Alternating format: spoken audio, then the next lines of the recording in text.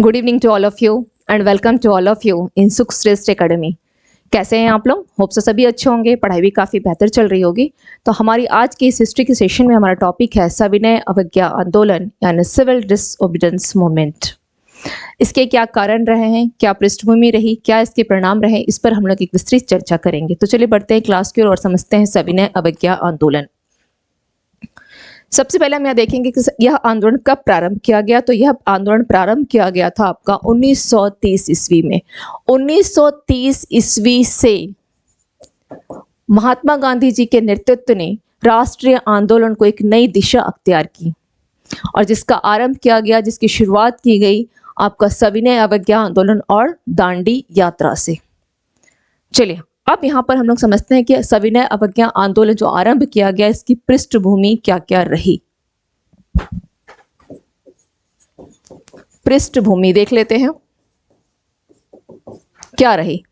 सर्वप्रथम हम देखेंगे साइमन कमीशन, जिसे 1927 में गठित किया गया और इसे 1928 ईस्वी में भारत लाया गया था। इसमें सबसे बड़ी कमी यह रही कि इसमें एक भी भारतीय सदस्य नहीं होने के कारण इसका प्रबल स्तर पे या कह सकते हैं कि इसके देश के सभी कोने कोने में इसका विरोध किया गया और इसी विरोध के कारण भारत सचिव अब लॉर्ड बर्कनहेड ने, भारत सचिव कौन था? बर्कनहेड ने, इसने क्या किया, चुनौती दे दिया कि अगर आप लोगों में है इतनी कैपेसिटी, इतनी है क्षमता, तो आप लोग स्वयं के लिए एक अपना संविधान निर्माण करके दिखा सके जो कि सभी के लिए सर्वमान्य हो। ये चुनौती दी गई थी बर्कनहेड के द्वारा। तो बर्कनहेड के इस नाम को ध्यान रखिएगा, बर्कनहेड। ओके, यह नाम ध्यान रखिएगा। हालांकि इस पे अब तक क्वेश्चन नहीं पूछा है बर्कनहेड को लेके, लेकिन मे भी कभी पूछ सके, कभी पूछ दे। बर्कनहेड, ओके, इसने चुनौती दिया। नेहरू रिपोर्ट की पृष्ठभूमि किसके द्वारा तैयार की गई? तुम कह सकते कि बर्कनहेड की चुनौती ने ही नेहरू रिपोर्ट को तैयार करवा दिया था।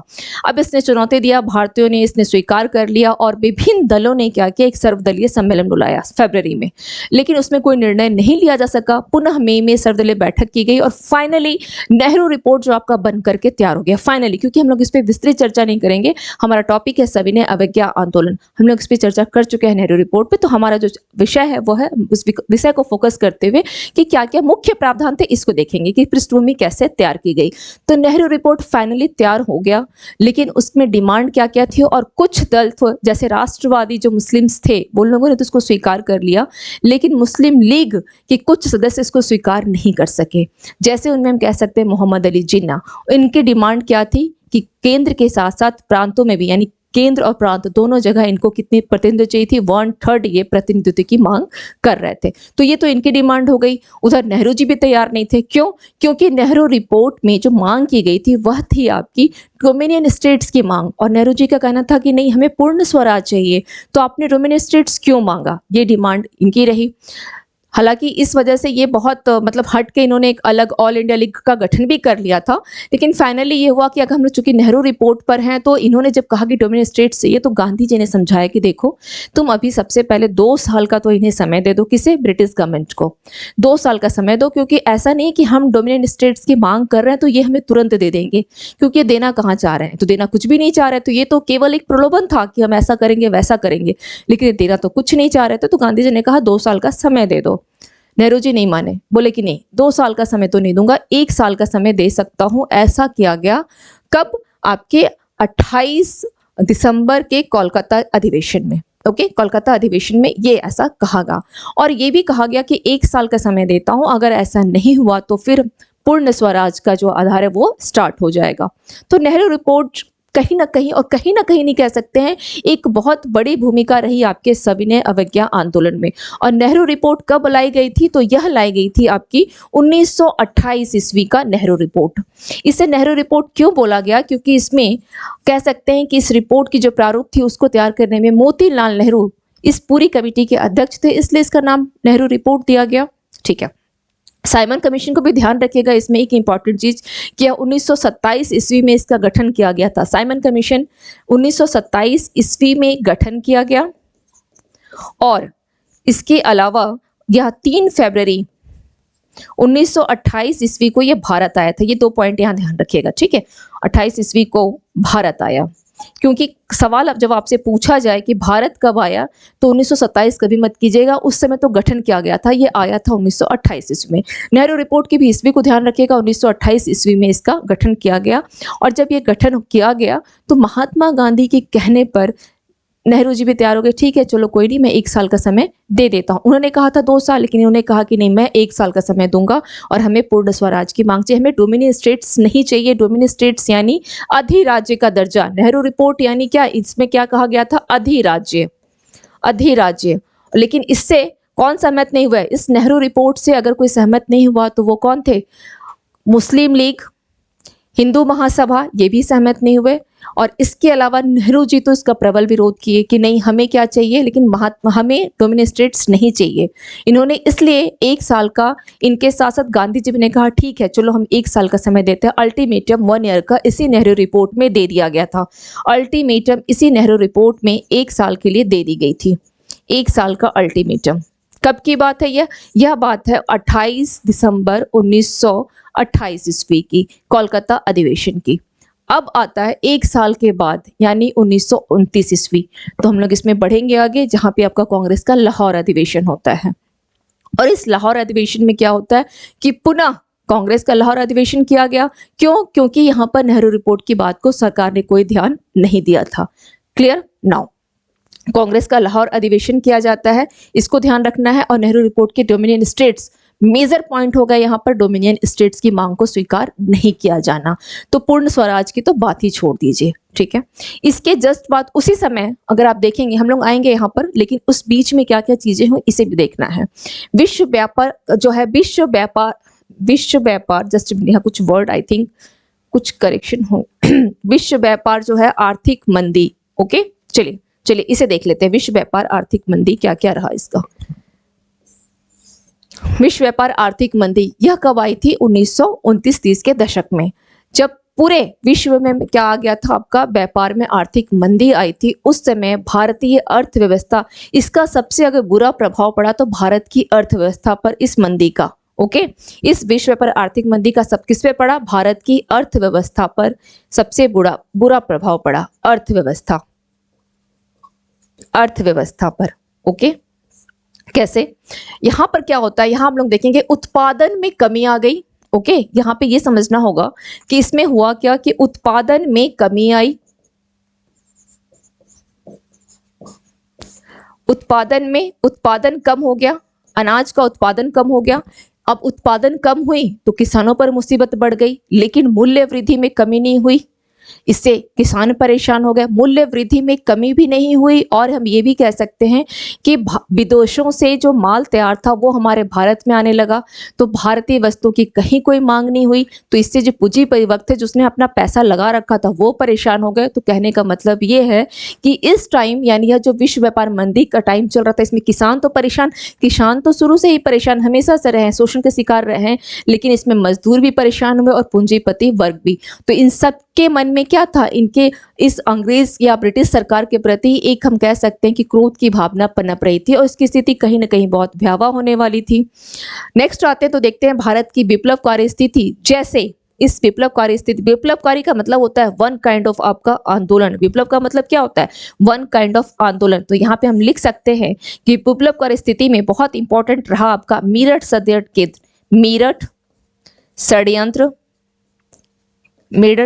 षड्यंत्र केस। दूसरा आप कह सकते हैं यहाँ पर लाहौर, ओके, लाहौर षड्यंत्र केस। ये दोनों ही इस समय दोनों ही अपनी चरम सीमा पे थे, ये दोनों ही केस। ओके, तो ये स्थिति अपने आप में, और यहाँ पर भी स्थिति क्या रही, जब कोई भी अगर कोई मेरठ तो आतंकवादी हो, या जिसे हम कह सकते हैं क्रांतिकारी, आतंकवादी भी हो उस समय और क्रांतिकारी, ये दोनों भी किसके खिलाफ थे? ब्रिटिश सरकार के खिलाफ थे। तो इनके मन में भी क्रोध की भावना थी, सिचुएशन यहाँ भी उतनी ही खराब थी। और कांग्रेस का लाहौर अधिवेशन जहां कब किया गया था, किस नदी के तट पर किया गया था लाहौर अधिवेशन? तो यह रावी नदी के तट पर किया गया था, यह किया गया था रावी नदी के तट पर यह अधिवेशन।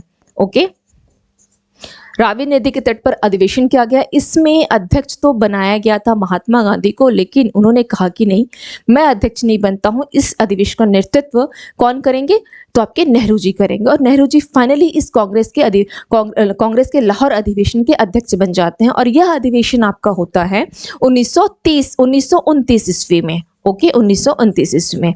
अब जब यहाँ पे मांग की गई है पूर्ण स्वराज की, आप एक वर्ड देख रही है, इसी अधिवेशन का एक पार्ट है पूर्ण स्वराज, क्योंकि यह अधिवेशन किया गया 31 मार्च रात के 12 बजे रावी नदी के तट पर तिरंगा झंडा फहराया गया। और ये आपके एग्जाम में क्वेश्चन पूछता है प्रीलिम्स में। ओके, तिरंगा झंडा फहराया गया और पूर्ण स्वराज्य की मांग की गई कि इसके एवज के और कुछ नहीं सुनना है, हमें कोई डोमिनेंट स्टेट नहीं, क्योंकि हम लोगों ने 1 साल का टाइम दिया, हम लोगों ने बहुत धैर्य रखा, अब धैर्य नहीं है।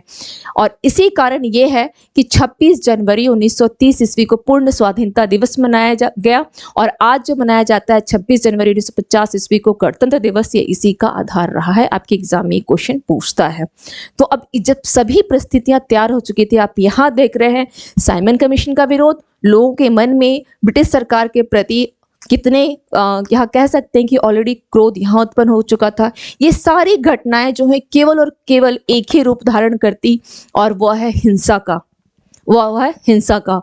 अब चूंकि गांधी जी से ये भी कह दिया गया 26 जनवरी 1930 ईस्वी, ओके, 26 जनवरी 1930 ईस्वी हम यहाँ लिख सकते हैं 26 जनवरी 1930 ईस्वी, ओके।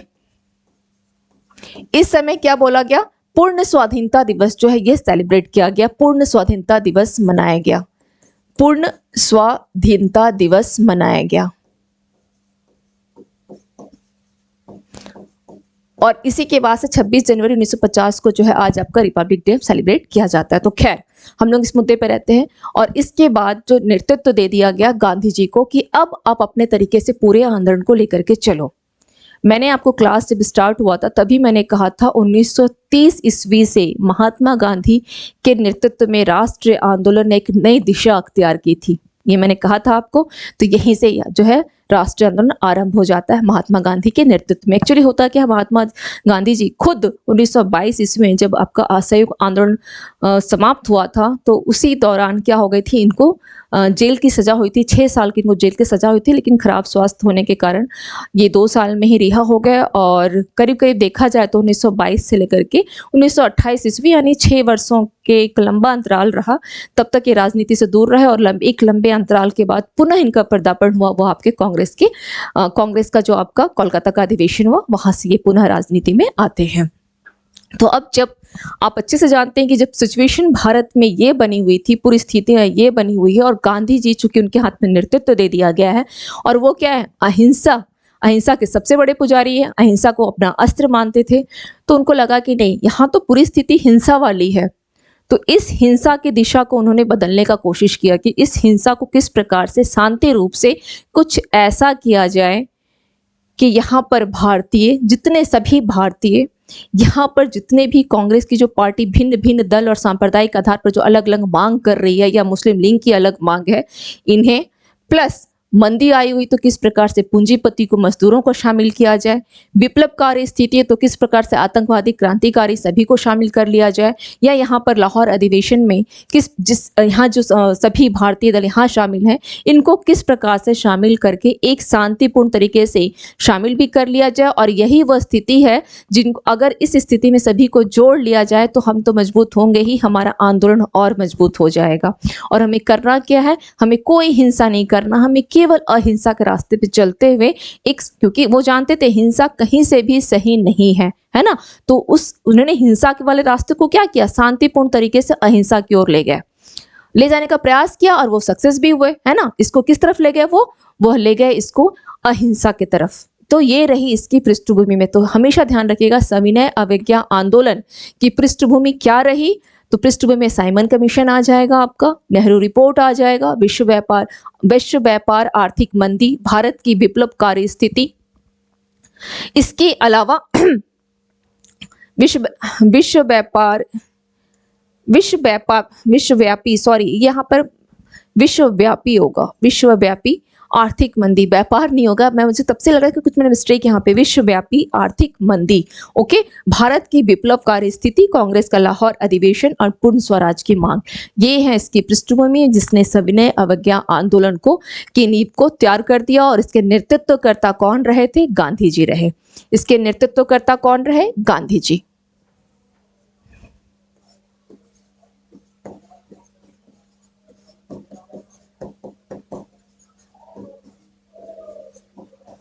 गांधी जी। चलिए अब हम लोग बढ़ते हैं सविनय अवज्ञा आंदोलन की तरफ। सविनय अवज्ञा आंदोलन, मैं बार बार बोल रही हूं, इसकी ईस्वी को हमेशा ध्यान रखिएगा, 1930 ईस्वी। नाउ सविनय अवज्ञा आंदोलन, अगर गांधी जी ने शुरुआत तो गांधी जी ने किया था और अहिंसा के सबसे बड़े पुजारी अहिंसा को अपना अस्त्र मानते थे, तो उन्होंने क्या किया, सविनय जब आरंभ किया तो कुछ तो सोचा होगा कि क्या है, आखिर सविनय ही शब्द का नाम क्यों दिया गया। तो सविनय का अर्थ क्या होता है? विनय पूर्वक, है ना। सविनय अवज्ञा आंदोलन यानी सविनय का अर्थ क्या होता है? विनय पूर्वक अहिंसात्मक रूप से सरकार के प्रति असहयोग करना। सरकार के प्रति असहयोग, कहीं कोई हमें हिंसा का रूप धारण नहीं करना, हम चुपचाप जाएंगे और धरने पे बैठ जाएंगे, किसी से कुछ नहीं करना है, सरकार के प्रति कोई सहयोग नहीं करना है ना। यानी यहाँ पर किसी भी प्रकार की किसी हथियार का प्रयोग नहीं किया जाएगा। सविनय, सविनय यानी हाथ जोड़ते हुए सरकार के सामने चुपचाप जाकर के खड़े हो जाना और उनके प्रति क्या करना? असहयोग धारण करना। ठीक है, तो अब क्या हो गया? सविनय अवज्ञा आंदोलन, जिसका अर्थ विनय पूर्वक अहिंसात्मक रूप से सरकार के प्रति असहयोग। केवल इस फर्स्ट शब्द को, पहले इस लाइन को समझे।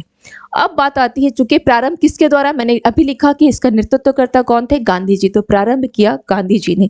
कैसे प्रारंभ किया? तो इन्होंने पत्र लिखा, किस माध्यम से? अपने यंग इंडिया के माध्यम से। ध्यान रखिएगा, गांधी जी चूंकि एजेड पर्सन थे, लेकिन उनकी पत्र का नाम है यंग इंडिया और आपका न्यू इंडिया है एनी बेसेंट का। तो कभी कंफ्यूज नहीं करना है, न्यू इंडिया और यंग इंडिया, इन दोनों में थोड़ा ध्यान रखिएगा। न्यू इंडिया है एनी बेसेंट का और यंग इंडिया है गांधी जी का। तो इन्होंने क्या किया? पत्र लिखा। एक पत्र गया इनके ब्रिटिश प्रधानमंत्री रैमजे मैकडोनाल्ड। आप लोग ने मैकडी का बर्गर हर कोई खाते हैं, है ना, तो मैकडोनाल्ड के नाम को ध्यान रखिएगा। क्या है यह? ब्रिटिश प्रधानमंत्री कौन थे? Ramsay MacDonald. इनको इन्होंने पत्र लिखा। और दूसरा पत्र जो इनका था वो था वायसराय लॉर्ड इरविन। उस समय में वायसराय भारत में कौन थे? Lord Irwin. तो सबसे पहला सवाल कि लॉर्ड इरविन का टाइम पीरियड कब से कब तक रहा? 1926 से लेकर 1931 ईस्वी तक या भारत में क्या रहे हैं? 1926 से लेकर के 1931 ईस्वी तक ये भारत में वायसराय रहे थे। 1926 से 1931, 1926 से 1931, हाँ, ये वायसराय रहे। ओके, नाउ अब क्या किया गया? जब ये वायसराय थे तो इनके सामने गांधी जी ने 11 सूत्री मांग की। ओके, इनके सामने, लॉर्ड इरविन के सामने और प्लस मैकडोनाल्ड के सामने गांधी जी ने क्या किया? अपनी 11 सूत्री मांगों को रखा। ये 11 सूत्री यानी इनके 11 डिमांड रहे। और इन डिमांडों में इन्होंने ये भी कहा कि मैं आपके सामने मांग तो रख देता हूँ, इसे आप स्वीकार करो अथवा अस्वीकार करो। इसके लिए आपको टाइम पीरियड दिया जाता है 31 जनवरी 1930 ईस्वी की। कब का टाइम पीरियड दिया गया? 31 जनवरी 1930 ईस्वी का। ओके, चलिए अब हम लोग देख लेते हैं कि इस 11 सूत्री मांग में किन किन मांगों को रखा गया था। ध्यान रखिएगा, यहाँ पर आपके क्वेश्चंस में कॉन्सेप्चुअल क्वेश्चन जब पूछेगा तो इनकी मांग जो 9 रखी गई उसको 3-3 पार्ट में डिवाइड किया गया, क्योंकि कुछ सामान्य हित से संबंधित मुद्दे थे, कुछ किसानों से संबंधित मुद्दे रहे। तो इसको यहाँ पर अगर खास करके यूपीएससी का एक ट्रेंड रहा है कि वो हमेशा कॉन्सेप्चुअल क्वेश्चंस को पूछता है ना। यूपीएससी क्या करता है? हमेशा कॉन्सेप्चुअल पूछता है। तो इसको ध्यान रखिएगा कि यहाँ पर ये गड़बड़ ना हो। ओके, इसलिए गड़बड़ ना हो कि कॉन्सेप्ट जब पूछेगा तो आपसे एक डीपली, तो ये ध्यान रखिए कि यहाँ पर कौन कौन से मुद्दे सामान्य हित से जुड़े हुए थे। तो सबसे पहले देख लेते हैं सामान्य हित के मुद्दे रहे, क्योंकि गांधी जी ने 11 सूत्री मांगे थे और कहा था कि अगर ये आप स्वीकार कर लोगे तो सविनय हमें स्टार्ट करने की आवश्यकता ही नहीं होगी। और अगर इसे, इन्होंने सारे फैसले किस पे छोड़े थे? ब्रिटिश गवर्नमेंट के ऊपर, कि स्वीकार करो या अस्वीकार करो। स्वीकार करोगे तो बहुत अच्छा, अस्वीकार कर दोगे तो एज यूजुअल जो हम करना चाहते हैं सविनय का रास्ता वो हम अपनाएंगे। तो इन्होंने वार्निंग पहले दे दिया था। तो अब स्टार्ट किया गया, समान हित से संबंधित मुद्दे को प्रारंभ किया गया और पहला मुद्दा रहा आपका सिविल सेवाओं तथा सेना के व्यय में 50% तक की कमी। इसे समझना होगा क्योंकि कभी भी आपके यूपीएससी के क्वेश्चन में अगर पूछेगा कि गांधी जी की 11 सूत्री मांगों में से निम्नलिखित में से था और निम्नलिखित में से नहीं था, तो वहां ध्यान रखेगा। तो सिविल सेवाओं तथा सेना के व्यय में 50% तक की कमी, फर्स्ट डिमांड। सेकंड इनकी रही नशीली वस्तुओं के विक्रय पर पूर्ण रोक लगाना। क्या कहा गया कि जो नशीली वस्तुएं हैं उनके विक्रय पर पूर्ण रोक लगाना। सीआईडी विभाग पर सार्वजनिक नियंत्रण हो या उसे खत्म कर दिया जाए। सीआईडी विभाग पर सार्वजनिक यानी सबका नियंत्रण हो, या तो नियंत्रण रखो या उसे खत्म कर दो। यानी इनकी डिमांड थी कि आप लोगों ने जो नियम कानून बना रखा है उससे केवल किसका फायदा हो रहा है? ब्रिटिश सरकार का। भारतीयों के लिए तो कुछ भी नहीं है। तो इसलिए बोला कि सामान्य हित से संबंधित मुद्दे होने चाहिए जिसमें आम जन का भी भलाई हो, है ना, जिसमें आम जन का भी भलाई हो। क्योंकि आप देख ही रहे हैं कि पूरी भारत की जनता जो है वो त्रस्त है उस समय, किससे? ब्रिटिश सरकार से। तो भाई कुछ ऐसा नियम बनाओ जिससे सबका हित हो। चलिए, इसके अलावा ये तो 3 यहाँ हो गए सामान्य हित से संबंधित मुद्दे। इसके अलावा जो अन्य थे, जैसे शस्त्र कानून में परिवर्तन तथा भारतीयों को आत्मरक्षा हेतु, क्या बोला गया कि भारतीयों को आत्मरक्षा हेतु हथियार रखने का लाइसेंस, है ना, भारतीयों की आत्मरक्षा, भारतीयों के आत्मरक्षा के हथियार रखने का लाइसेंस नहीं था। लाइसेंस का अधिकार केवल किसके पास था? तो ब्रिटिश सरकार के पास था, है ना। चलिए, सभी राजनीतिक बंदियों को रिहा किया जाए, सभी राजनीतिक बंदियों को, क्योंकि इन लोगों ने क्या किया था, आप देखेंगे रोलेट एक्ट में भी यही नियम बना हुआ था। किसी पे डाउट होता है उससे फटाफट उठाओ और बंद कर दो जेल में। उससे पहले, क्योंकि यहाँ पर क्या किया गया था, यह मुद्दा 1930 में गांधी जी मांग रहे थे, लेकिन उससे पहले आप देखेंगे जलियांवाला बाग हत्याकांड की भी किस तरह से स्टोरी रही है ना, या असहयोग आंदोलन के दौरान भी विभिन्न, अगर आप हमेशा इनकी एक ही ब्रिटिश गवर्नमेंट क्या करती थी, कहीं भी किसी को भी उठाया और जेल में बंद कर दिया। तो इनकी डिमांड रही कि नहीं, जितने भी आपने राजनीतिक कैदियों बंदियों को बंद कर रखा है, कैदियों को बंद कर रखा है, उनको आप रिहा कर दो, ये इनकी मांग रही।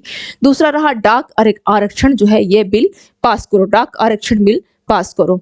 अब बात आती है कि विशिष्ट बुजुर्ग वर्ग के लिए भी इन्होंने कुछ मांगे रखी। विशिष्ट बुजुर्ग वर्ग की मांगे इन्होंने क्या क्या रखी कि रुपये की जो विनिमय दर है उसको घटा करके क्या करना है, 1 शिलिंग से 4 पैंस करो। ओके, क्योंकि इस जो दर रखा गया था इसमें भी फायदा किसका था? इसमें भी फायदा ब्रिटिश गवर्नमेंट का ही था।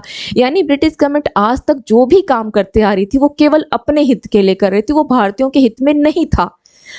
जब विश्व में पूरी तरीके से मंदी छाई हुई है उस समय भी ब्रिटिश गवर्नमेंट केवल अपना फायदा देख रही थी और भारत को लूटना तब पर भी वो बंद नहीं की थी। यहाँ से कर लेना, अपनी वस्तुओं को यहाँ के बाजार में देना, यानी पूर्ण रूपेण भारत की अर्थव्यवस्था को लूट रही थी।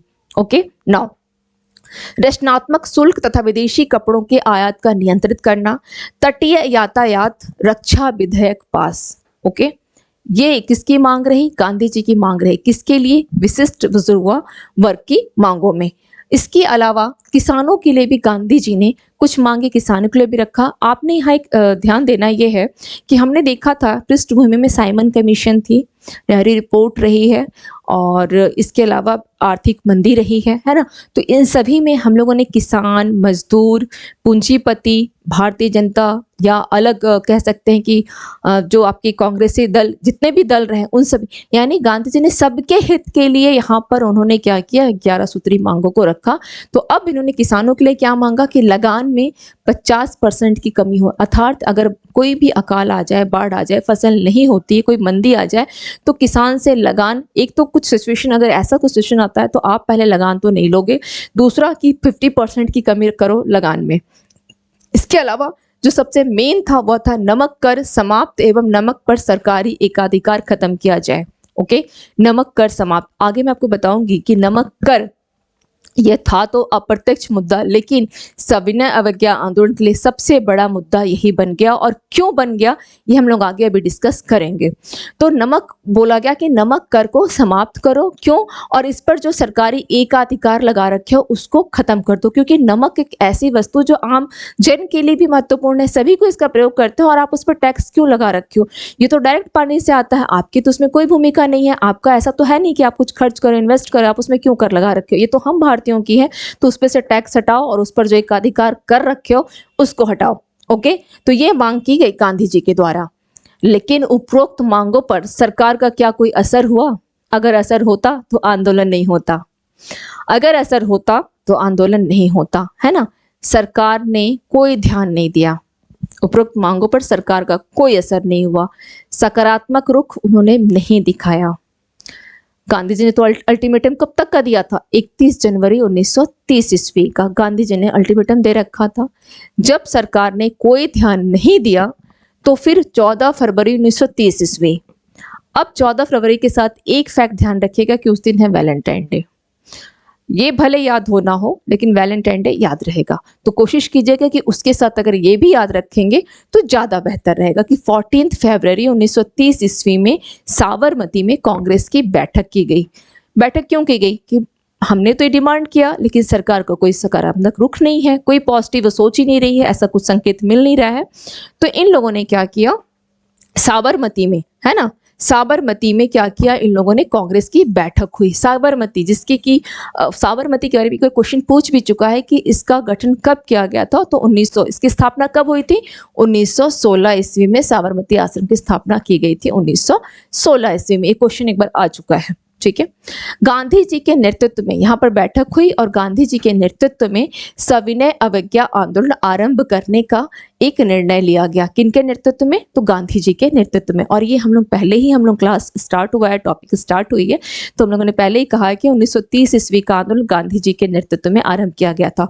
तो हम लोगों ने पृष्ठभूमि में देखा किस प्रकार से आंदोलन स्टार्ट हुआ, क्यों आंदोलन यहाँ तक पहुंचा और क्यों गांधी जी को हाथ में नेतृत्व आ गया, ये हम लोग यहाँ देख रहे हैं। चलिए, अब ये बोला गया कि गांधी जी नेतृत्व करता तो होंगे, लेकिन मुद्दा कैसे, हम लोग मुद्दा क्या रखेंगे, ऐसा क्या मुद्दा हो, क्योंकि पृष्ठभूमि में ठीक है, पृष्ठभूमि में सभी लोग परेशान है, आम जन परेशान है, किसान परेशान है, लेकिन ऐसा क्या मुद्दा रखा जाए जो वह मुद्दा सभी से संबंधित हो, सभी से, ऐसा कोई एक मुद्दा होना चाहिए जिसमें सभी की सहभागिता हो। ओके, तो ऐसा क्या मुद्दा रखा जाए, फर्स्ट थिंग। सेकंड था कि इसे कब और कहां से शुरू किया जाए, इस सविनय अवज्ञा आंदोलन को कब और कहां से शुरू किया जाए, ये भी डिसीजन कहां लिया गया, इस साबरमती के कांग्रेस के बैठक में। इतना तो तय हो गया कि गांधी जी के नेतृत्व में यह आंदोलन जो है आरंभ किया जाएगा, लेकिन मुद्दा क्या होगा, कब और कहां से इसको शुरू किया जाएगा। ओके, नाउ अब यहां पर एक मुद्दा आता है नमक। ओके, नमक सविनय अवज्ञा आंदोलन का केंद्रीय मुद्दा रहा, ठीक है। नमक, हम लोगों ने इससे पहले पढ़ा था कि किसान से संबंधित जो मांगे रखी गई थी उसमें नमक कर की बात की गई है ना, कि नमक पर से क्या करो, अपना एकाधिकार समाप्त करो और उस पे से जो कर लगा रखे हो उसको भी समाप्त करो। तो यहाँ नमक को क्या बनाया गया, सविनय अवज्ञा आंदोलन का केंद्रीय मुद्दा बनाया गया। क्यों बनाया गया, आखिर नमक को क्यों बनाया गया? क्योंकि पानी से पृथक नमक ऐसा तो है नहीं, पानी हमारा क्या है, नमक है, तो उससे पृथक कोई नमक ऐसी कोई हटके वस्तु तो है नहीं, है ना, कि जो उस पर आप कर लगा रहे हो, उस पर क्या कर रहे हो, आप कर लगा रहे हो। पानी से पृथक ऐसी कोई वस्तु नहीं है नमक बोल करके जिसपे कि आप कर लगा रहे हो। ओके, दूसरा रखा गया, दूसरा क्या बात थी, दूसरा था कि सरकार ने क्या किया, करोड़ लोग, यहाँ पे गांधी जी ने यह भी कहा कि सरकार इससे क्या कर रही है, करोड़ों लोगों को भूखा मार रही है। क्यों? क्योंकि अगर नमक पे कर रहेगा, नमक एक ऐसी वस्तु है कि गरीब से गरीब इंसान भी नमक रोटी खाकर भी अपने जीवन यापन कर सकता है ना। गरीब तबके के लोग भी नमक रोटी भी खाते हैं, नमक प्याज रोटी खा करके, लेकिन नमक लगाओ अपने जीवन को यापन कर लेते हैं। तो बोला कि अगर नमक पे कर लगा हुआ है तो इससे क्या होगी, करोड़ों लोग तो इससे भूखे रह जाएंगे। दूसरा पॉइंट उन्होंने दिया कि असहाय, बीमार और विकलांगों को पीड़ित ये क्या कर रहे हैं, ये ब्रिटिश गवर्नमेंट नमक पे टैक्स लगा करके जो असहाय हैं, जो कह सकते हैं कि बीमार, असहाय व्यक्ति को क्या कर रहे हैं, बीमार कर रहे हैं और उनको विकलांग करके उनको क्या कर रहे हैं, पीड़िता की दशा में पहुंचा रहे हैं। यानी गांधी जी नमक को इसलिए इस मुद्दे में लेकर के आए क्योंकि उनको पता था कि नमक सभी की, चाहे वो अमीर तबका हो, चाहे मध्यम वर्ग हो, चाहे वो गरीब तबके का हो, नमक सभी की आवश्यकता की वस्तु है ना। तो क्यों ना हमें, क्योंकि वहां क्या बोला कि ऐसा कौन सा मुद्दा लिया जाए, तो नमक को ही उन्होंने मुद्दा बना दिया। अब कर अविवेकपूर्ण एवं अवानवीय, नमक पर जो कर लगा रखा है वो कैसा है, अविवेकपूर्ण है, और अमानवीय है, यानी उसका मानवता से कोई दूर दूर तक कोई वास्ता नहीं है। कौन लगा सकता है? आप देखेंगे कभी किसी से अगर नमक मांग करके, तो नमक देने से शायद ही कोई व्यक्ति है जो आपको मना करे, और जो मना करता है तो वो किस श्रेणी में आएगा? अमानवीय की श्रेणी में आएगा। किस श्रेणी में आएगा वो? अमानवीय के। चलिए, तो ये भी बोला गया कि इसका उपयोग जो है मानवता के विरुद्ध, उपयोग किस प्रकार से मानवता के विरुद्ध? आप कर लगा करके इसका क्या कर रहे हो? मानवता के विरुद्ध इसका उपयोग कर रहे हो इस नमक का। ये नेक्स्ट क्या किया गया? पूर्ण स्वराज की विचारधारा, पूर्ण स्वराज की जो विचारधारा है उसमें नमक क्या था? अप्रत्यक्ष, अप्रत्यक्ष रूप से रखा गया। क्यों? क्योंकि अगर आप डायरेक्ट बोलोगे, इसमें भी यहाँ पे इन्होंने एक दिया कि अगर आप डायरेक्ट बोलोगे कि नमक को हम लोग मुद्दा बनाते हैं, तो नेहरू जी के मन में क्या आएगा कि नहीं, हम तो पूर्ण स्वराज की मांग कर रहे हैं, तो नमक वहां से कहाँ आ गया, है ना? तो नमक अप्रत्यक्ष गौण हो जाएगा।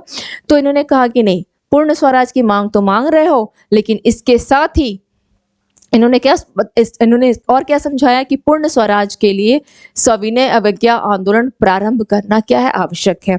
अब किसान इसमें सम्मिलित कैसे हों? जिस प्रकार से नमक को शायद ही समझना बहुत आसान नहीं है कि नमक ही क्यों ले रहे हैं मुद्दे में।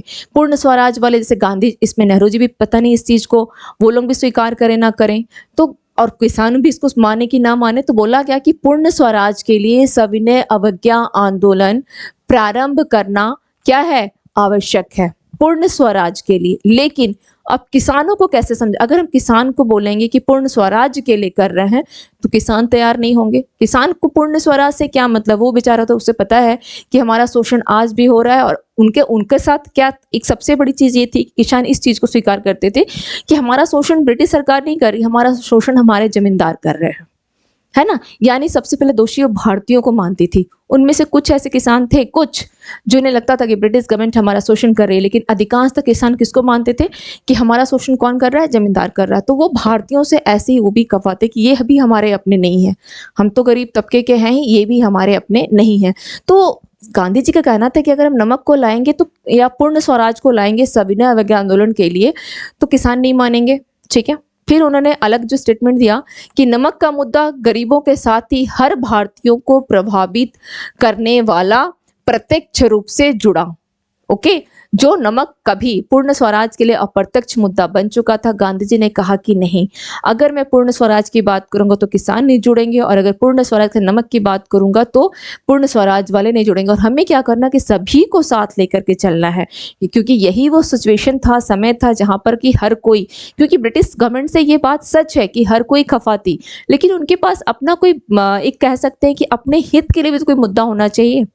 अगर गांधी जी बोलते कि चलो पूर्ण स्वराज चाहिए, तो पूंजीपति वर्ग यहाँ क्या करने आता? उसको कोई मतलब नहीं था पूर्ण स्वराज से, क्योंकि पूंजीपति को अपना फायदा दिख रहा था, है ना? वो पूर्ण स्वराज लेकर के क्या करेगा? तो इस प्रकार से गांधी जी को लगा कि नहीं, एक ऐसा मुद्दा उठाओ जो सभी के लिए जरूरी हो जाए। तो उन्होंने नमक को उठाया, और नमक का मुद्दा गरीबों के साथ ही हर भारतीयों को प्रभावित करने वाला प्रत्यक्ष रूप से यह मुद्दा बनकर तैयार हो गया। चलिए, अब नेक्स्ट देखते हैं सविनय अवज्ञा आंदोलन। गांधी जी ने क्या किया? गांधी जी आंदोलन को शुरू करने से पूर्व गांधी जी को लगा कि नहीं, एक बार और चांस ले लेता हूं, क्योंकि ये बेचारे नहीं चाहते थे कि किसी भी प्रकार से कोई भी आंदोलन हो, ये खुद नहीं चाहते थे। शांति से काम कराना हर कोई चाहता है, और खास करके गांधी जी व्यक्ति, इस तरह के व्यक्ति तो चाहेंगे ही, है ना, जो हमेशा अहिंसा को ही मानते थे। तो इन्होंने कहा कि चलो एक बार फिर से कोशिश कर लिया जाए, क्योंकि 31 जनवरी तो इन्होंने अल्टीमेटम दिया ही था, लेकिन इनको लगा कि नहीं, अब स्टार्ट करने जा रहा हूँ, एक बार और बोल देता हूँ, क्या पता ब्रिटिश गवर्नमेंट कहीं मान जाए। तो उन्होंने क्या किया? ब्रिटिश सरकार से समझौता करने का प्रयत्न किया। लॉर्ड इरविन 2 मार्च 1930 ईस्वी को इन्होंने पत्र लिखा, संतोषजनक, लेकिन इनको उत्तर नहीं आया, पत्र का जवाब इनको संतोषजनक नहीं आया, और उसके बाद गांधी जी ने सत्याग्रह आरंभ किया। ओके, सत्याग्रह इसके बाद ही आरंभ हो गई। अब मैंने कहा था आपको कि 2 चीजें जो शुरुआत हुई, उसमें एक सविनय और दूसरा दांडी मार्च। तो सत्याग्रह जब उन्होंने आरंभ किया तो कहां से किया? तो हमें सबसे पहले यहाँ पे ईस्वी देखना होगा। 12 मार्च से लेकर 6 अप्रैल, सबसे पहले तो आप इसको ध्यान रखें, और यह दांडी मार्च कहलाया। दांडी मार्च क्यों कहलाया? कब प्रारंभ किया गया? चलिए, दांडी मार्च 12 मार्च से लेकर 6 अप्रैल 1930 ईस्वी तक। क्लियर? सबसे पहले तो हमने ये देखा। अब हम लोग आते हैं इसका शुभारंभ कब किया गया।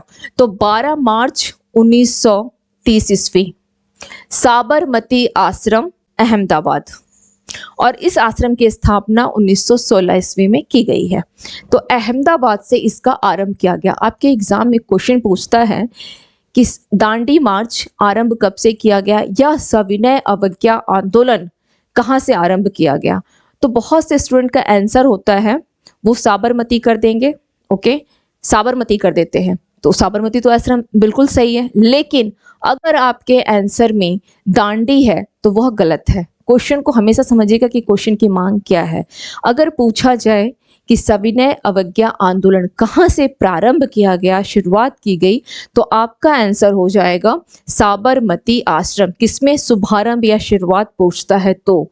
लेकिन अगर आंसर ये पूछे कि कब इस आंदोलन का या ये कह सकते हैं कि कब इस आंदोलन को भंग किया गया, तो राइट आंसर हो जाएगा 6 अप्रैल, क्योंकि नमक कानून का उल्लंघन जो किया गया था, यानी इस कानून के इस एक्ट को जो तोड़ा गया वो कब तोड़ा गया, 6 अप्रैल 1930 ईस्वी, दांडी जिला नौसारी गुजरात में। नमक कानून का उल्लंघन कब किया गया, 6 अप्रैल। तो इसको ध्यान रखिएगा, 6 अप्रैल वाले को। शुरुआत कब हुई, साबरमती से। इस कानून को भंग कब किया गया, तो यह भंग किया गया 6 अप्रैल 1930 ईस्वी को। ये हमेशा ध्यान रखिएगा, आपके पीसीएस का एक ये पेड क्वेश्चन है इस टॉपिक का, इससे क्वेश्चन पूछता है और खास करके इन्हीं दो क्वेश्चंस में हमेशा कंफ्यूजन रहती है। ठीक है, तो शुरुआत साबरमती और भंग कहाँ से किया गया कानून को, तो 6 अप्रैल दांडी से इसको भंग किया गया। नाउ टोटल महात्मा गांधी जो दूरी क्रॉस किए थे, टोटल कितनी दूरी, 241 मील। ये एग्जाम में क्वेश्चन पूछता है, ये आपका क्वेश्चन पूछा जाता है। साबरमती से लेकर के दांडी तक की दूरी कितनी रही, 241 मील की दूरी को इन्होंने तय किया। और रास्ते में जितने भी इनके फॉलोवर्स थे या इनके अनुयायी थे गांधी जी के, सभी इनके साथ हो लिए, सभी इनके साथ हो गए। ओके, लेकिन जब इन्होंने शुरुआत किया था, साबरमती से शुरुआत जब किया था, तो टोटल इनके सहयोगी कितने वहां पहुंचे, टोटल इनके सहयोगी रहे 78। ये एग्जाम में आपका क्वेश्चन पूछता है 78। यहाँ पे एक चीज ध्यान दीजिएगा कि यह 78 है, और भारतीय राष्ट्रीय कांग्रेस की जब स्थापना की गई थी तो उस समय 72% थे। ठीक है, 72 थे। तो ये 72 और 78 वाला कंफ्यूज नहीं कीजिएगा, स्टूडेंट को कंफ्यूजन हो जाती है कि किसमें कितने संख्या रही है। तो भारतीय राष्ट्रीय कांग्रेस के समय में 72 और आपका सविनय अवज्ञा आंदोलन के समय 79। इसको जरा ध्यान रखिएगा। ठीक है, 79 इसे ध्यान रखिएगा। Now come to the next.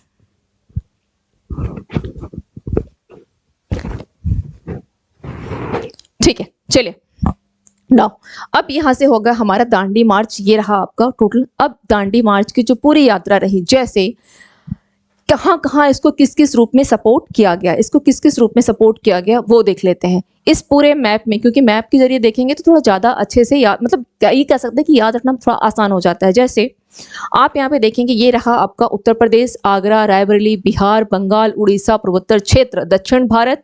Sabarmati ये लोकेट हो रहा है, साबरमती आपका ये लोकेट हो रहा है, और ये रहा आपका पेशावर। ओके, यानी विभिन्न क्षेत्र में जहां जहां यह आंदोलन को सपोर्ट किया गया, किस प्रकार से आंदोलन गया देख लेते हैं। गुजरात में साबरमती, तो साबरमती से तो खैर यह आरंभ भी किया गया था। ओके, नाउ पश्चिमोत्तर प्रांत में पेशावर में, और किसने यहाँ पे सपोर्ट किया, खान अब्दुल गफ्फार खान ने। किसने यहाँ सपोर्ट किया, Khan Abdul Ghaffar Khan. Just a minute, किसने सपोर्ट किया, खान अब्दुल गफ्फार खान। ओके, इसने यहां सपोर्ट किया। दूसरा, इनके संगठन को किस नाम से जाना जाता था, लाल कुर्ती के नाम से इनके संगठन को जाना जाता था। लाल कुर्ती क्यों, क्योंकि लोग लाल शर्ट पहनते थे। ओके, लाल कुर्ती के नाम से इनके संगठन को जाना जाता था, लाल कुर्ती। ओके, लाल कुर्ती के नाम से इनके संगठन को, यानी रेड शर्ट्स भी बोला जाता है, रेड शर्ट्स, इस नाम से इनके संगठन को जाना जाता था। क्लियर। नाउ अब पूर्वोत्तर क्षेत्र की अगर बात की जाए तो मणिपुर, नागालैंड, असम। ओके, ये 3 क्षेत्र आपको यहाँ दिख रहा है, पूर्वोत्तर क्षेत्र, मणिपुर, नागालैंड, असम। यहाँ पर इस आंदोलन का नेतृत्व किसने किया था अगर बात की जाए तो यहाँ पर एक नाम आएगा आपका गॉन्टनेलियो। हालांकि वो नाम आगे भी आपको मिलेगा, तो हम लोग यहाँ नहीं लिखते हैं। चलिए, उन लोगों ने यहाँ पे इस आंदोलन को बहुत ज्यादा सपोर्ट किया था पूर्वोत्तर क्षेत्र में। ठीक है, गॉन्टनेलियो एक नाम आएगा। दक्षिण भारत में तमिलनाडु, केरल, यानी मालाबार तट पर यह आंदोलन यहाँ पहुंचा। यहाँ पर इस आंदोलन को सपोर्ट किसने किया था, तो साउथ के एरिया में सी राजगोपालाचारी। ओके, सी राज गोपालाचारी, गोपालाचारी, सी राजगोपालाचारी ने इस आंदोलन को क्या किया, इस आंदोलन के नेतृत्व में महत्वपूर्ण भूमिका निभाई थी आपके, क्योंकि यह आंदोलन जो है केवल यहाँ तक नहीं, केवल गुजरात तक या आपके शहरों तक सीमित रहा, इतनी दूर तक नहीं रह गया। यह आंदोलन विभिन्न क्षेत्रों में गया, क्योंकि करना क्या था, और चूंकि गांधी जी जहाँ पे भी रहेंगे ध्यान रखिएगा आंदोलन सीमित नहीं रहेगा, उनका आंदोलन सीमित केवल चंपारण तक रहा है और खेड़ा तक रहा। उसके बाद जो भी आंदोलन हुए हैं वो सभी भागों में पूर्ण रूप से फैल गए हैं, है ना। तो यहाँ पर आंदोलन करने तो दक्षिण भारत की अगर बात की जाए किसने किया, सी राजगोपालाचारी ने। और एरिया कौन कौन सा रहा, तमिलनाडु, केरल, मालाबार। इसके अलावा उड़ीसा, बिहार, बंगाल, उत्तर प्रदेश, आगरा, रायबरेली, इन सभी एरियाज में भी आंदोलन जो है व्यापक रूप से फैल चुका था। अब बात आती है, हालांकि तोड़ना क्या है, नमक कानून को भंग करना है, नमक कानून को भंग करना है, तो फिर यह आंदोलन बिहार में कैसे चलेगा, क्योंकि बिहार में तो समुद्र नहीं है ना, बिहार में कैसे चलेगा। इसके अलावा आपका उत्तर प्रदेश, आगरा में या रायबरेली में यह आंदोलन कैसे चलेगा, क्योंकि वहां तो समुद्र है नहीं, तो नमक को कानून को कैसे भंग किया जाए। तो चलिए इस पे देख लेते हैं। अब चूंकि यह आंदोलन स्टार्ट का 6 अप्रैल से स्टार्ट हुआ और अब आ गया था 9 अप्रैल, है ना, 9 अप्रैल आ गया। 9 अप्रैल 1930 को आंदोलन के कार्यक्रम की घोषणा की गई। ये कार्यक्रम होगा 9 अप्रैल को क्या किया गया।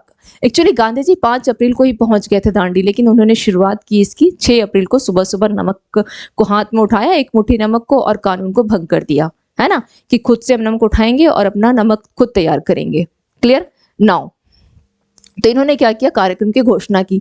उस कार्यक्रम में क्या क्या रखा गया, तो गांव गांव में नमक कानून तोड़ा जाए।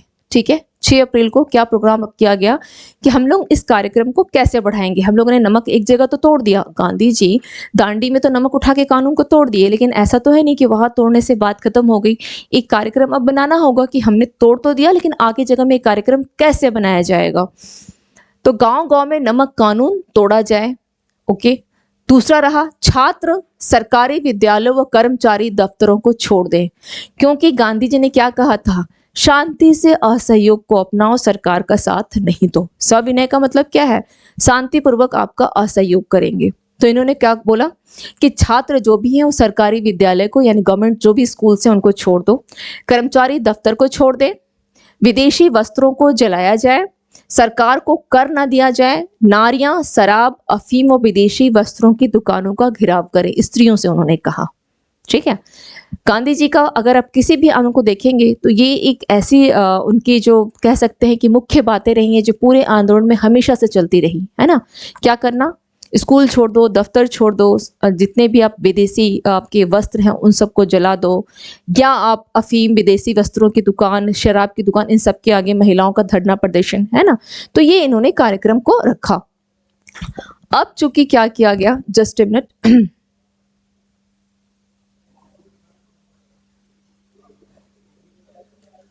हाँ, अब चूंकि क्या किया गया, कार्यक्रम के तहत जब 6 अप्रैल की बात निकल गई, 9 अप्रैल भी निकल गया, कार्यक्रम को बना दिया गया, तो सरकार ने देखा कि सिचुएशन उनके हाथ से अब कंट्रोल से बाहर हो रही है ना। क्योंकि हम लोगों ने देखा कि ये पूरे भारत में, दक्षिण भारत में चल रहा है, पश्चिमोत्तर प्रांत में चल रहा है, पूर्वोत्तर क्षेत्र में चल रहा है, आपके आगरा, यूपी, बिहार, इन सभी क्षेत्रों को कवर किया हुआ है, गुजरात में चल रहा है। तो ऑलमोस्ट जगह यानी पूरे भारत में आंदोलन बिखरा हुआ था। तो लगा ब्रिटिश सरकार को कि नहीं, अब कंट्रोल करना बहुत जरूरी है, अदरवाइज हमें यहाँ से निकलना पड़ जाएगा। तो उन्होंने क्या किया, सबसे पहले जवाहरलाल नेहरू को उन्होंने क्या किया, 14 अप्रैल यानी ठीक 5 दिन बाद 9 तारीख को कार्यक्रम तय किया गया, और नेहरू जी को 14 अप्रैल 1930 ईस्वी को इनको क्या कर दिया गया कि नमक सत्याग्रह का प्रसार। ओके, इन्होंने क्या किया, बोला कि नमक सत्याग्रह का प्रसार प्लस गांधी जी को 4 मई 1930 इन दोनों को गिरफ्तार कर लिया गया। ठीक है, कब गिरफ्तार, नेहरू जी को 14 अप्रैल को, 9 अप्रैल को कार्यक्रम तैयार किया गया और 5 दिनों के बाद उनको गिरफ्तारी कर ली गई।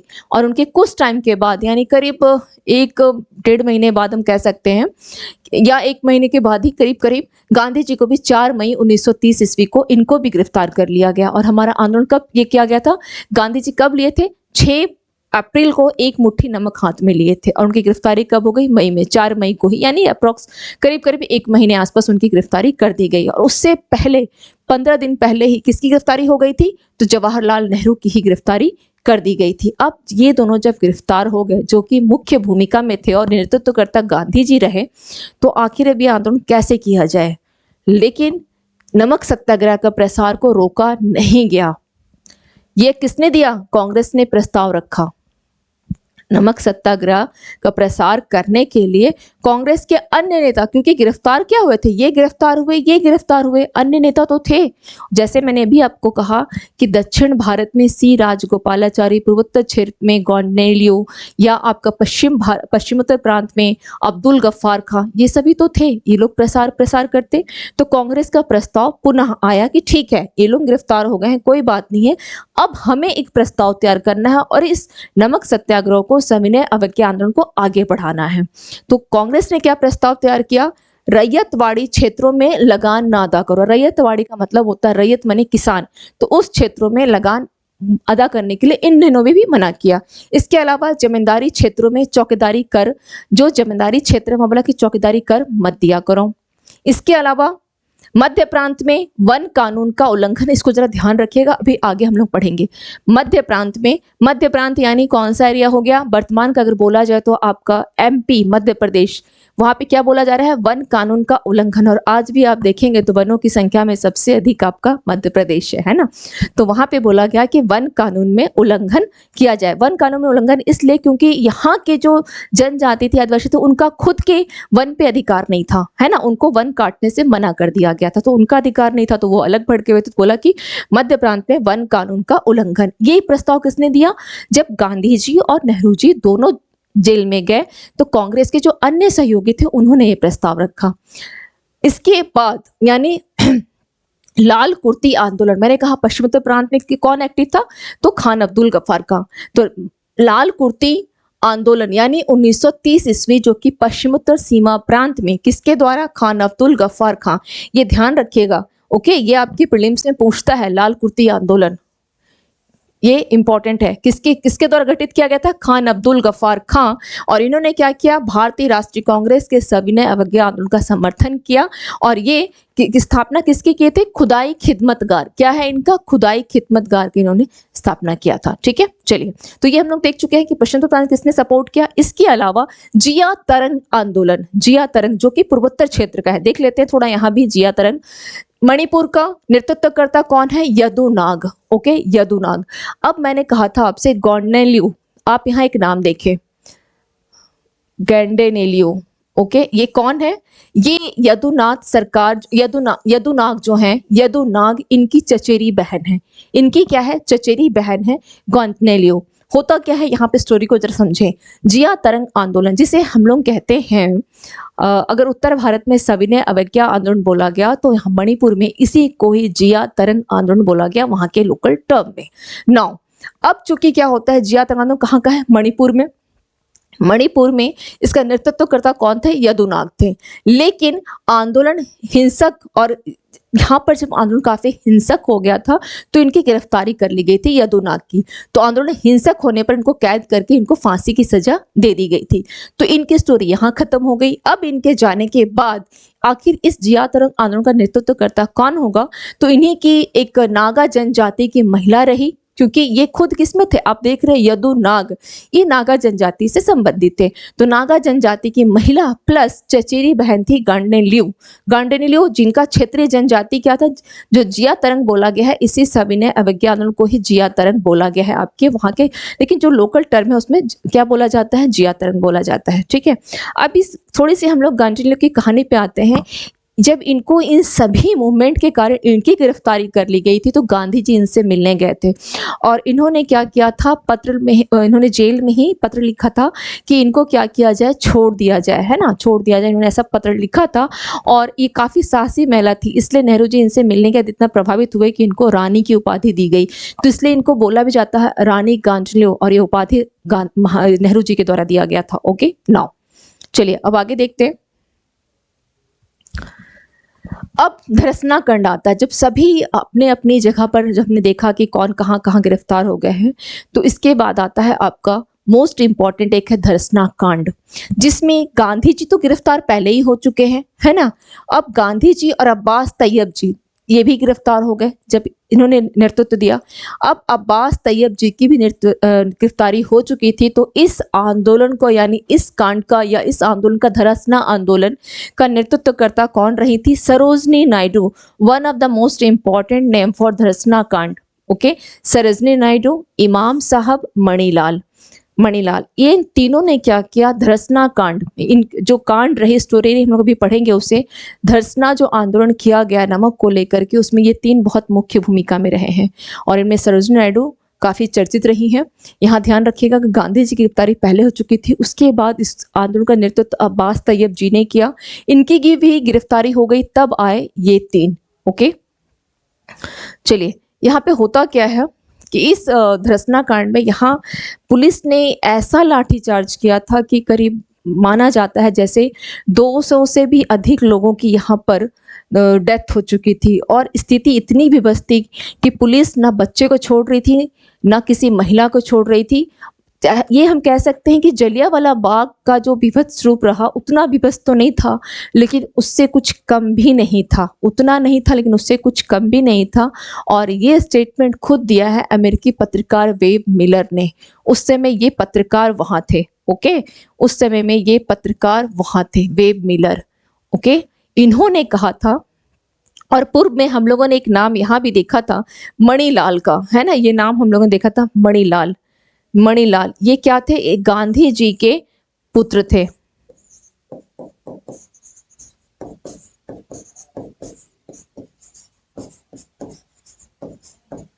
ओके, ये गांधी जी के पुत्र थे। और जब यहाँ पर इतना ये कांड हुआ, तो इसी को दबाने के लिए क्या हुआ था? उग्र रूप धारण कर लिया गया था, जुलूस यहाँ पर, इसी धरसना, जब वहां पे नमक कर को जब इन्होंने तोड़ा था, तो वहां पर इतनी भीड़ हो गई थी, उग्र रूप धारण कर लिया गया था। पुलिस को ये बोला गया कि आप तब तक लाठी चार्ज करते रहो जब तक ये लोग बेहोश नहीं हो जाते हैं। ये स्टेटमेंट वहां था। करीब 2000 लोगों की वहां पे डेथ हुई थी, उससे अधिक घायल हो गए थे। तो ये संख्या काफ़ी अनगिनत है, क्योंकि उस समय में हमारे इंडियंस का कोई न्यूज़ तो आता नहीं था, जो भी न्यूज़ आती थी वो ब्रिटिश गवर्नमेंट ही छापती थी, इसलिए इसका आंकड़ा एग्जैक्ट कहना मुश्किल है। लेकिन उस समय में अमेरिकी पत्रकार कौन थे? वेब मिलर थे। इन्होंने कहा था, संवाददाता के रूप में पिछले 18 वर्षों में असंख्य विद्रोह एवं दंगे मैंने देखे हैं, लेकिन धरसना जैसी भयावह दृश्य मैंने अपने जीवन में कभी नहीं देखा। तो यह ध्यान रखिएगा कि ये स्टेटमेंट किसका रहा है? वेब मिलर का। First thing. सेकंड थिंग, ये ध्यान रखना है कि पूछ लेता आपके एग्जाम में, क्वेश्चन आता है कि धरसना कांड के दौरान अमेरिकी पत्रकार कौन था, या नाम दे देगा वेब मिलर, इसका संबंध कहाँ से है? अमेरिका, स्पेन, पुर्तगाल, व्हाटएवर, कोई भी नाम दे देगा, तो अमेरिकी है और नाम है वेब मिलर। इसको ध्यान रखिएगा, ठीक है? अमेरिकी है और नाम है वेब मिलर, ये ध्यान रखिएगा। चलिए नाउ, अब दक्षिण भारत में लोग देखते हैं, मैंने कहा था कि हम लोग आगे देखेंगे दक्षिण भारत में अवज्ञा आंदोलन किस रूप में चला। तो तमिलनाडु में कौन थे? सी राजगोपालाचारी, है ना, जिसने इन्होंने नेतृत्व किया था। कहाँ से? तृष्णापल्ली से वैदारण्य तक। केरल की अगर बात की जाए तो के कलप्पन, टी के माधवन। ओके, आंध्र प्रदेश में महिलाएं वहां एक्टिव रही। कर्नाटक में भी यह आंदोलन जोर शोर से पकड़ा हुआ था। इसके अलावा बिहार में हम लोग आते हैं। चूंकि बिहार में यह आंदोलन, मैंने कहा था कि बिहार में समुद्र नहीं है, तो फिर वहां पर इस आंदोलन को किस प्रकार से सपोर्ट किया गया, कैसे सपोर्ट किया गया? तो बिहार में बोला गया कि चौकीदारी कर। आपके एग्जाम में पूछता है, बिहार में चौकीदारी कर, कहाँ कहाँ? मुंगेर, सारण, भागलपुर में बोला कि चौकीदारी कर मत दो, अदायगी करने से मना कर दिया गया। क्या बोला गया? कि बिहार में चौकीदारी कर, इसको अदायगी करने से मना कर दिया गया। क्लियर?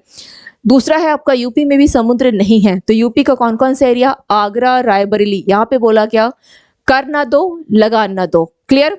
नेक्स्ट बोला गया महाराष्ट्र, कर्नाटका एवं मध्य प्रांत। ओके, यहाँ पे भी बोला गया कि वन नियमों का उल्लंघन करो। कहाँ कहाँ पर? महाराष्ट्र, कर्नाटका, मध्य प्रांत में जो वन नियम है उसका उल्लंघन करो। किस प्रकार से करो वन नियमों का उल्लंघन? तो सरकार ने क्या किया? प्रतिबंधित कर रखा है। तुम वहां पर जाओ, पशुओं को चराने का काम करो।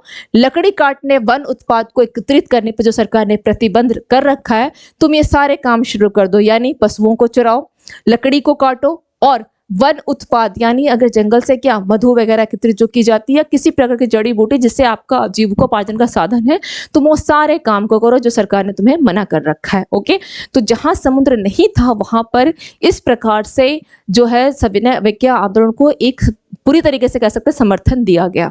ठीक है, नाउ अब बात आती है, चूंकि यह आंदोलन, अब यहाँ पे हम लोग देखेंगे कि इस आंदोलन के एग्जाम में क्वेश्चन पूछता है कि किन लोगों ने इसमें मुख्य भूमिका निभाई। इस आंदोलन में महिलाएं भी शामिल हुई, उनका सपोर्ट रहा, छात्र भी शामिल हुए, मुस्लिम्स यहाँ पर नगण्य रहे।